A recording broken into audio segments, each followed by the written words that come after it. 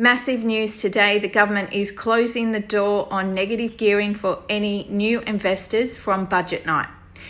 Tuesday, 12th of May from 7:30, when the Treasurer starts reading out the budget, that is when negative gearing will be closed off to any new investors. Now, let's break down the information released so far. So any properties currently held will be grandfathered. They will not be impacted when it comes to negative gearing only. We're not talking about capital gains tax on this video. Now, when we talk about current existing properties, in tax terms, we always go by contract date. So there's a bit of speculation here. It's still up in the air, but we would be thinking that if a contract has been exchanged before 12th of May at 7:30, that should be included.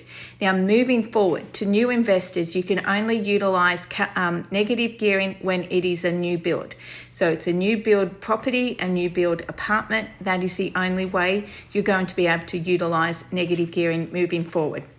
Now, if we go back to what they did in 85 to 87 with those changes to negative gearing, they quarantined off those losses. They froze those losses. It couldn't be used up against your regular income, and it was carried forward. We would be assuming that this is going to be the same. It's going to be carried forward and then will form part of the cost base when you go and sell that property. So it's going to actually help minimise any capital gains tax. Now, when they do give us more clarification on capital gains tax, we will have a separate video on it. But massive news that negative gearing will be closed off to any new investors from budget night, 12th of May at 7:30.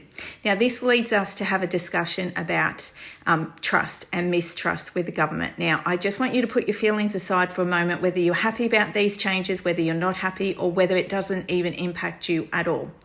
The question is, when we get the opportunity to vote, so we go up to an election, both parties put forward their proposals, we know what we're voting for. So is it fair that a party can put forward that they're not going to make any of these changes, and then you vote them in and then they go and make these changes? So I just want to hear your thoughts, whether you're happy with this, whether you're not happy with this, whether this has impacted you or whether it has no impact whatsoever. But is this a precedent that's going to be set? So whilst it may not affect you on this budget, what happens in the next couple of years if a decision that they've made that you had no idea or you thought they were not going to do because they had promised they weren't going to do happens, and then that impacts you? How would you feel then? So I just want to have your thoughts on that. As always, hit the follow button for more.